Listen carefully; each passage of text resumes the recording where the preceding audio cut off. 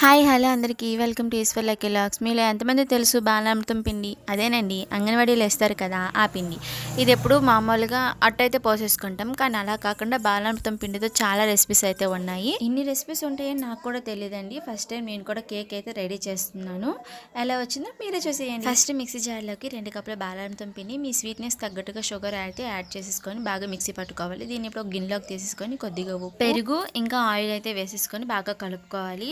బాగా తిక్కగా ఉన్నట్లయితే కొద్దిగా పాలు అయితే యాడ్ చేసేసుకోవచ్చు. అలాగే నూనె బదులు నెయ్యి కరిగించేసుకోవచ్చు, పెరుగు బదులు ఎగ్స్ కొట్టుకోవచ్చు, అది మీ ఇది కలుపుకున్న తర్వాత ఒక గిన్నెకి ఆయిల్ అండ్ పిండి అప్లై చేసేసుకొని దీన్ని అందులో వేసేసుకొని 2 టైమ్స్ ట్యాప్ చేసుకొని పక్కన పెట్టుకోవాలి. ఇప్పుడు పొయ్యి వెలిగించుకొని ఒక కడాయి పెట్టుకొని ఒక కూరగిన్నె పెట్టేసి మూత పెట్టేసి ఒక 10 మినిట్స్ హీట్ చేసుకున్న తర్వాత ఇది అందులో పెట్టేసి ఒక 45 మినిట్స్ ఇలాగా ఉడికించుకుంటే మనకి కేక్ అయితే రెడీ అయిపోతుంది. కేక్ ఉడికింది లేదు ఒక చాకుతో మధ్యలో గుచ్చినట్లయితే క్లియర్గా వచ్చేస్తుంది. అంతేనండి, కేక్ రెడీ.